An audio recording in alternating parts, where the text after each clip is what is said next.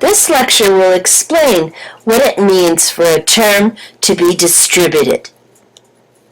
So Copi says a term is distributed if it refers to an entire class. Otherwise, it is undistributed. Okay, but what does that mean? Basically, what it means is a term is distributed in a proposition if and only if the proposition is telling you something about that whole class of things. For example, let's look at an A proposition. So consider all cats are mammals. So this is telling you something about all cats. It's telling you that they're all mammals. So the subject term cats is distributed in this proposition. However, it is not telling you anything about all mammals. So the predicate term is undistributed in this proposition.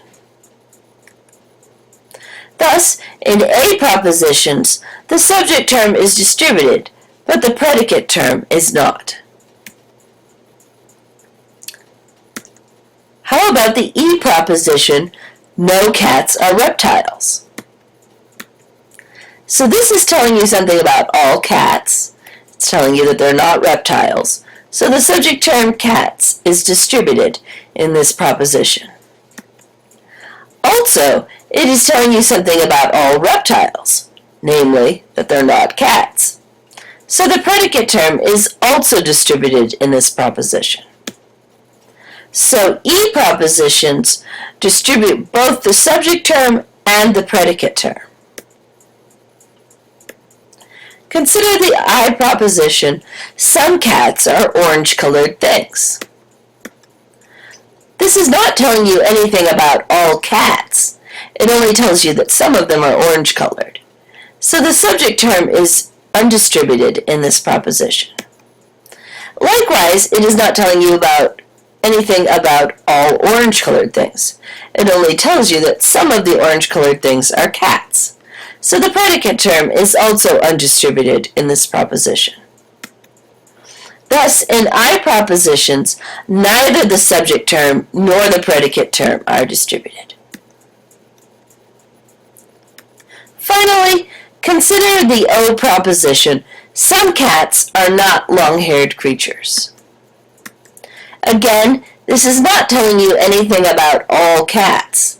It only tells you that some of them don't have long hair. So the subject term is undistributed in this proposition.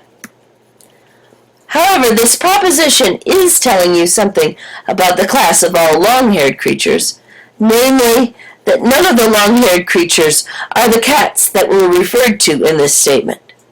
Thus, we say the predicate term is distributed in this proposition.